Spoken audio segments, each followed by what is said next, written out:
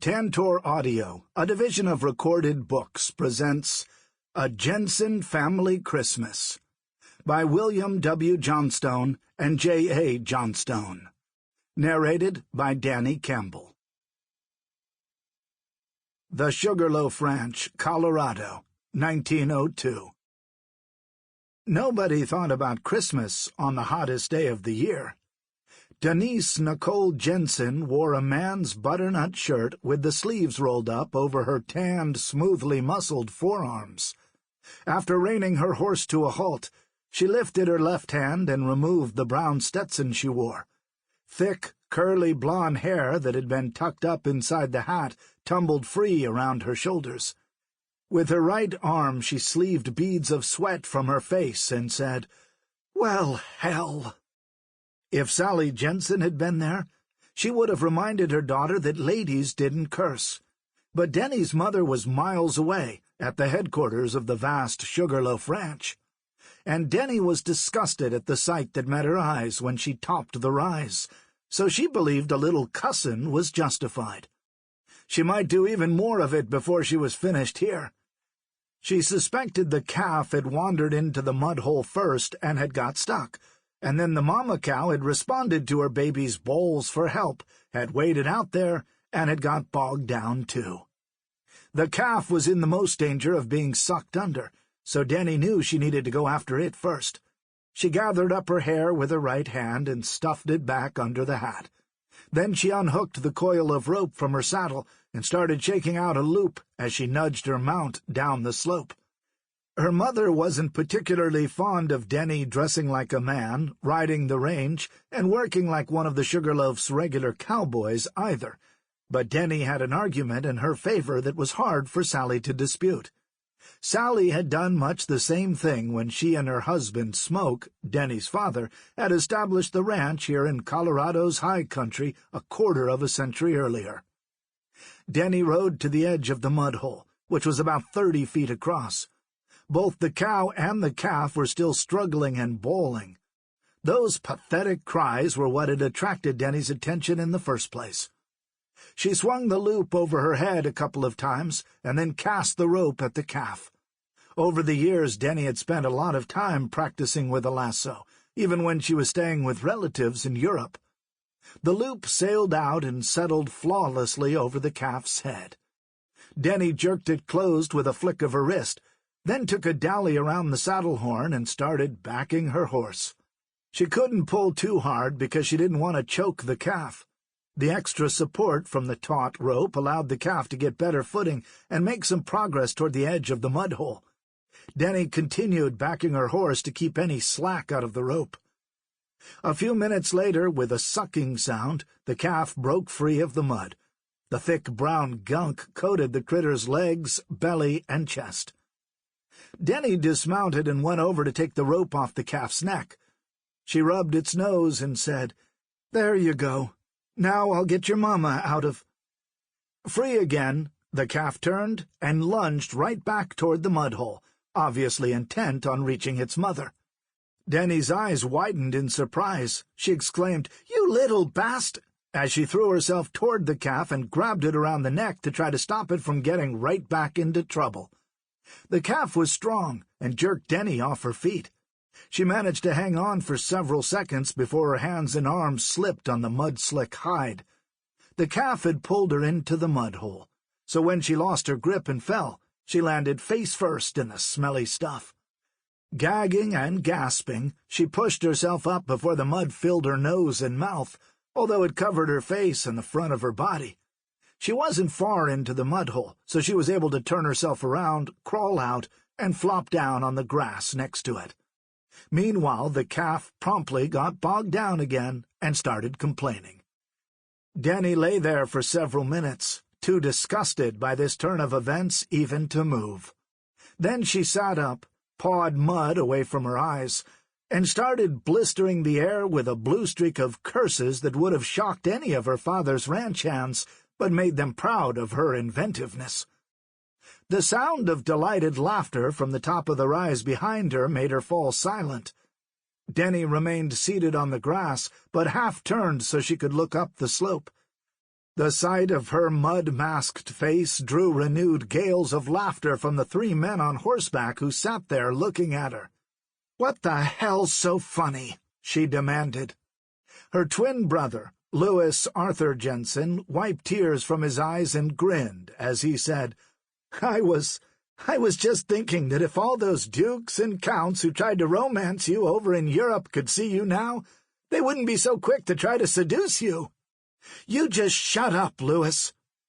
The 2 men with Louis were also twins, although the resemblance between them wasn't nearly as pronounced as it was between the younger siblings. William Ace Jensen was dark-haired and broad-shouldered, while Benjamin Chance Jensen was slender and had sandy hair. They were 40 years old, almost 2 decades older than their cousins. Ace studied the scene briefly with keen eyes and said, "What happened, Denny? You pulled that calf out and then it ran right back in and pulled you with it?" "That's right," Denny said. She struggled to her feet, a filthy, bedraggled figure now. "Maybe I'll just shoot both brutes and be done with it." "No, you won't," Louis said. "You'd never harm a defenseless animal, and you know it."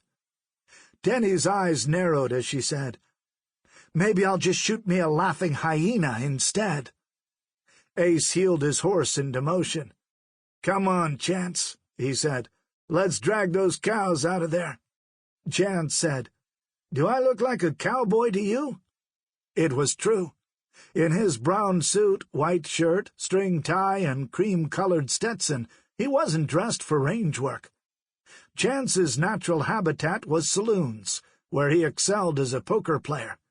From time to time he and Ace took jobs, usually something that involved guns and trouble, but it was mostly Chance's skill with the pasteboards that supported their drifting ways. "All right, I'll take care of it," Ace said. While Louis and Chance rode down and dismounted to stand with Denny on the mud-hole's bank, Ace shook out a loop and dabbed it on the calf first. When he had pulled the calf to safety, he snubbed the rope shorter and dismounted, leaving his horse to stand and prevent the calf from returning to the mud-hole.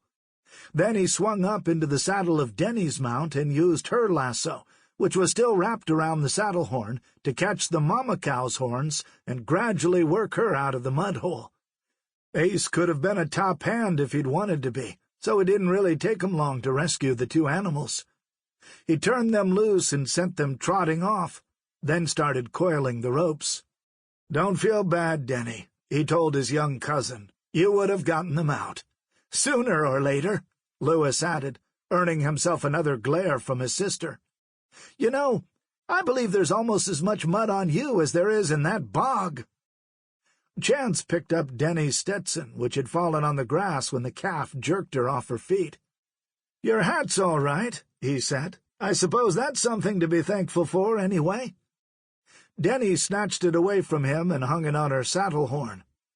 "There's a swimming hole in the creek about half a mile from here," she said. "I'm going to go wash this mud off." The hot sun would dry her clothes and hair quickly enough, she thought. Mother doesn't have to know about this debacle. "We'll come with you," Ace said. "You most certainly will not." Denny's face flushed warmly. "We'll keep our backs turned," Louis said. "Nobody's interested in peeking at a scrawny little thing like you, anyway." "We'll sort of stand guard while you clean up, in case some other riders come along," Ace said. "Just cousins helping each other out." "All right, I suppose." Denny took hold of her horse's reins but didn't mount. She didn't want to get mud all over the saddle. Instead, she began walking, leading the horse. Her brother and cousins came with her, leading their mounts as well. Rocks in the creek had formed a partial dam, creating a natural swimming hole. Trees on the bank shaded it, giving it a cool, appealing look even on a blistering hot day like this one. Louis, Ace, and Chance sat on a fallen log, with their backs to the swimming hole, as Denny waded into it and then dived under the surface. When she came up, she began taking off the soaked, muddy garments so she could wash them out. "As filthy as Denny was, it may take a while for her to get clean," Louis said. "We'll have to pass the time somehow. Have the two of you had any new adventures since you last visited the Sugarloaf?" "Adventures? Us?" Chance scoffed. "You know things are always peaceful wherever we go." Ace said, "Actually, we haven't run into any trouble for a while. Life's been downright tranquil." "That's hard to believe," Lewis said. "Trouble always seems to follow anyone named Jensen." "We got that idea, even before we knew we were part of this family," Ace said. Denny could hear them from where she was in the swimming hole, so as she scrubbed mud out of her shirt, she said, "That's right. The first few times you got mixed up with our father and Uncle Luke, you didn't even know yet that you were related, did you?" "No idea," Chance said. "We just thought we had the same last name." "We started to get a mite suspicious, though," Ace said, "when Luke mentioned he'd known a woman with the same first name as our mother, and it wasn't a common name either, Letty." Chance said, "I figured Ace was just thinking too much. He's got a habit of doing that. Of course, in this case it turned out he was right. Your Uncle Luke really was our father." "How did you finally find out?" Lewis asked. "I don't think I ever heard that story." "Neither have I," Denny said. "I'd like to know." "It's a long story," Ace warned. "It'll take a while to tell." "We have the time," Lewis said, "and nothing else to do while Denny tries to get all that mud off." "I'm working on it," Denny said defensively from the swimming hole behind them. Ace thumbed back his black hat and said, "Well, this was more than 15 years ago when it all got started, and the weather sure wasn't as hot as it is right now. In fact, Christmas was coming on, which means it was mighty cold here in this part of Colorado." Chapter 1. Big Rock, Colorado. The blue sky was so clear it almost glittered, but the sunshine didn't pack much warmth as a cold breeze swept along the streets of Big Rock, Colorado. Smoke Jensen's wife, Sally, had insisted on pulling the thick lap robe over his legs, too, as they rode in the buggy to town, and if Smoke was being honest about it, he didn't really mind. The robe felt good. She had said that he ought to wear his gloves, too, but he wasn't willing to go that far. A man couldn't draw and fire a gun as quickly when he had a glove on. Even though Smoke wasn't expecting any trouble in the settlement, he knew better than to run unnecessary risks. Being careless wasn't how he had survived all the dangers that had come his way during more than 3 eventful decades of living on the frontier. "You must be about frozen," he said to Sally as he drove toward the general store. "Actually, I'm quite comfortable," she replied. She wore a fur hat with flaps that came down over her ears. A scarf was wound around her throat, leather gloves were on her hands, and the bulky fleece-lined coat she wore completely concealed the supple lines of her figure. Despite all that, Smoke thought she was beautiful. He would always think she was the most beautiful woman he had ever seen. "I still say Pearlie or Cal could have brought the buckboard in for those supplies you wanted." "They have work to do," Sally said. "And I don't?" Smoke asked with a snort. "I own the dang spread, after all. Well, we do." "I'm glad you corrected yourself." Her voice was tart, but the smile she gave him took any sting out of it. "Anyway, I don't know exactly what I want. I have to think about it while I'm shopping to actually figure everything out. I need the makings for Christmas dinner, and even though we have decorations, we can always use more." "I'm sure whatever you decide will be perfect." "You're just saying that because you don't want to go shopping with me." "No, I just have complete confidence in you," Smoke said with a smile. Sally laughed and shook her head. She was still smiling when Smoke brought the buggy to a halt in front of Goldstein's Mercantile, where she would shop before visiting Foster and Matthew's grocery. He took the lap robe off of them, folded it, and placed it behind the seat. Then he jumped lithely to the ground and turned back to help her climb down from the vehicle. Once Sally was on the ground, Smoke moved to tie the horse's reins to the hitch rack in front of the store. The horse was well trained and wouldn't bolt except in extreme conditions, but again, there was never any point in being careless. "I'm going to say hello to Louis," Smoke told Sally, "but I should be back by the time you're finished at the grocery store. If I'm not, send somebody to find me." Everyone in Big Rock knew Smoke Jensen. Although he would never get a swelled head about such a thing, he was the most famous citizen of the valley, where the town and the Sugarloaf Ranch were located. His fame extended well beyond those environs, too. Up in Idaho, for example, people still talked in awe about how he had killed more than 24 gun wolves in a bloody war against the men responsible for the deaths of his father, his first wife, and his unborn child. There were plenty of other places where folks still remembered the man known variously as Kirby Jensen, his real name, Buck West, the wanted outlaw, and Smoke Jensen, the name most knew him by. For a short period of time after he and Sally had founded the Sugarloaf and settled down there, he had attempted to live anonymously, in the hope that he could put his reputation as maybe the fastest gun in the West behind him for good. That hadn't worked, of course. Few men could deny their true nature for very long, and Smoke's nature was to battle against evil wherever he found it. So he hadn't tried to keep who he was a secret any longer, but he had made a determined effort to live his life as a peaceful, happily married rancher. Sometimes that had worked. Sometimes it hadn't. And despite his best intentions, the legend of Smoke Jensen had grown. The town itself was part of that legend. It had been founded as a result of Smoke's clash with a power-hungry man determined to rule this part of the state by blood and gun smoke and by any other means necessary. But that man had long since gone under. Smoke was still here, and Big Rock was thriving. So it was no surprise that folks nodded and smiled at him as he left Sally at the store and walked along the street. Men shook his hand and slapped him on the back. Smoke had a grin and a friendly word for all of them. At first glance, especially in the sheepskin coat he wore, he didn't seem that impressive a figure. He was just a man in the prime of life, with a face a little too rugged to be considered classically handsome, and ash-blonde hair under a brown Stetson. A second look, though, revealed how wide his shoulders were, and when you watched him move, you could see the leashed power and easy grace of the man.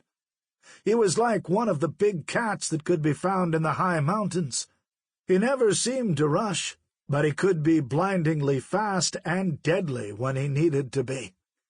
Today he was just bound for Longmont's, a combination saloon, restaurant, and gambling house run by his old friend Louis Longmont, where he intended to have a cup of coffee and invite Louis to come out to the Sugarloaf for Christmas the next week. Louis stood at the bar in Longmont's, talking to the only bartender who was on duty. No customers were bellied up to the hardwood drinking, but a number of the cloth-covered tables were occupied by diners enjoying a belated breakfast from the kitchen. "Good morning, Smoke," the dapper, dark-haired gambler and gunman greeted his old friend. "What brings you to Big Rock this morning?" "Sally needed some things from the store," Smoke said. "Ah, the best reason of all, making sure your beautiful wife is happy." "I notice that you're not married," Smoke pointed out. "Well, what's best for one man may not be for another." Louis changed the subject. "Would you like a drink?" "No, but I'd take a cup of hot coffee. I could use a little warming up after the buggy ride into town." The temperature was comfortable inside Longmont's, with fires burning and 2 pot-bellied stoves tucked into opposite corners, not to mention the heat that filtered out into the main room from the ovens in the kitchen. Despite that, Smoke was still a little chilled inside, but he knew the coffee would take care of that. "I'll get it, boss," the bartender offered. "Thanks, Willie," Louis said. To Smoke he went on. "Shall we sit down?" "I've been sitting on the ride in. Feels good to stand for a while." Smoke paused. "You have any plans for celebrating Christmas?" I assume I'll be here. People who don't have families need somewhere to go on Christmas, so they won't be alone. Well, you have a family. Sally and me, and Pearlie and Cal, and all the other folks on the Sugarloaf. You have folks working for you who can keep the place going just fine, so why don't you ride out and spend Christmas Day with us?" "Why, Smoke, I'm touched," Lewis said. "I wouldn't want to intrude. I just told you, we consider you a member of the family." Lewis smiled and said, "In that case, I'd be glad to." The bartender, who was carrying the cup of coffee from the kitchen door to the bar, stopped short as he looked out the front window. He said, "What in blazes?" That caught the attention of Smoke and Lewis, who followed the bartender's gaze and saw several fancy carriages and a number of riders moving past in the street outside. "Is it a parade?" Lewis murmured. "More like a caravan of some sort," Smoke said. He stepped over to the bartender and took the cup from the man, nodding his thanks, then said to Lewis, "Let's go take a look." He strode to the door and opened it, letting cold air gust in for a moment. He stepped out onto the boardwalk, and Lewis followed quickly, closing the door behind him. Because of the chilly day, steam curled thickly from the coffee as Smoke lifted the cup to his lips and sipped from it. The hot liquid was strong and bracing. He had unbuttoned his coat when he went into Longmont's, and he didn't bother fastening it again just yet. Lewis stuck his hands in his trouser pockets to keep them warm and said, "They appear to be strangers to Big Rock." "I've never seen 'em before, that's for sure," Smoke said. 4 good-sized black carriages decorated with silver and brass trim were passing Longmont's. Each carriage was pulled by a team of 4 fine black horses. Their harnesses were also adorned with silver fittings. The drivers were Mexican and wore flat-crowned hats instead of the tall sombreros common below the border. As Smoke and Lewis watched, the last carriage in line pulled out of the procession and stopped in front of Goldstein's Mercantile, where Smoke had left Sally a short time earlier. Smoke made a quick count and determined that 20 men on horseback accompanied the carriages. They were about evenly divided between Mexicans and Americans, but they all had a couple of things in common. They were heavily armed, and their weapons and their hard-planed faces marked them as hired gunmen, a breed with which Smoke was all too familiar. "To quote my bartender," Lewis muttered as he stood beside Smoke on the boardwalk, "what in blazes?" Several of the riders cast flinty glances toward the 2 men on the boardwalk as they rode past, not looking for trouble exactly, but checking to see if any signs of it were brewing. Smoke returned the look steadily. "Looks like they're headed for the sheriff's office," he commented. It was true. The first carriage pulled up in front of the stone and log building that housed Sheriff Monty Carson's office as well as Big Rock's jail. The driver hopped down from the box and hurried to open the door on the side of the carriage next to the boardwalk. A man in a thick fur coat and flat-crowned black hat stepped out of the vehicle. Just as his right foot touched the ground, the team lurched forward a step for some reason. That made the carriage jerk, and the man getting out of it lost his balance and almost fell. He would have if the driver hadn't reacted quickly and caught hold of his arm to steady him. Despite that bit of assistance, the man in the fur coat yanked his arm free and pushed the driver back a step. The driver had a braided leather quirt dangling from its strap around his left wrist. The man in the fur coat ripped it away from him, strode forward, and started slashing at the horses in the team. One of the riders who had dismounted caught hold of the leader's harness so the team wouldn't bolt as the man in the fur coat continued striking them with the quirt. Clouds of steam from the animal's hot breath filled the air around them as they whinnied in pain. "Oh, no," Lewis said softly as he looked over at Smoke. "If you don't mind, Lewis," Smoke said tightly as he thrust the cup toward his friend. "Hold my coffee for a minute." Chapter 2. "I believe I'll take some of the red lace and the green lace as well, Mr. Goldstein," Sally told the mercantile's proprietor. "I'll need about 20 feet of each. I can use it to trim that white linen I'm buying and make the new tablecloth for the dining room look even more festive." "I'm sure it'll be beautiful, Mrs. Jensen," Goldstein said. While he was cutting off the lengths that Sally wanted, the store's double front doors opened and several people entered. Sally felt the chilly wind sweep past her, even though she was standing at the counter in the rear of the store. Curious, she looked over her shoulder to see who had come in. 2 women had entered the store, one leading the way confidently, the other following in a more subservient manner. A pair of men trailed them inside, but they too hung back, as if they were just following orders. One of them closed the doors. The years Sally had spent with Smoke had taught her to check for threats whenever anything unusual or unexpected happened. She didn't recognize any of these 4 people, so she took a closer look, starting with the 2 men, because if there was going to be any trouble, likely it would come from them. All Sally had to do was glance at them to recognize their type. She knew the lean, hard faces, the apparently casual stances, which actually masked a readiness to explode into action. The way they wore their guns so the weapons would be easy to draw. She had encountered too many hard cases not to know them when she saw them. Both men were American, but the women were Spanish or Mexican. The one in the lead was young, probably in her mid-20s, with clear, slightly olive-tinted skin, and hair as black as midnight, tightly coiled on her head. Her heart-shaped face was very pretty. Dark eyes flashed under finely plucked and shaped brows. She wore a black quilted coat, which was partially open to reveal an expensive dark red traveling outfit. Black boots polished to a high gleam stuck out from under the long skirt. Rings glittered on her fingers, and a pearl brooch was at her throat. There was a fine line between flashy and elegant, thought Sally, but this young woman managed to land on the elegant side of that line. Her companion was much older and stouter, in a dark dress, coat, and shawl. The older woman's appearance and manner told Sally that she was the younger one's servant. "Hello," the young woman greeted Sally and Goldstein as she came up to the counter. "Please don't let me interrupt what you're doing." Her English was flawless, but her voice had a faint accent to it. "I'll be right with you, señorita," Goldstein said. "Señora," she corrected him.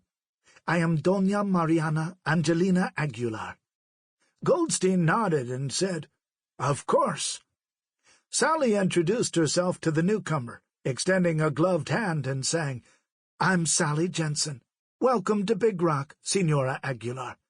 Are you just passing through?" The young woman took Sally's hand. "No.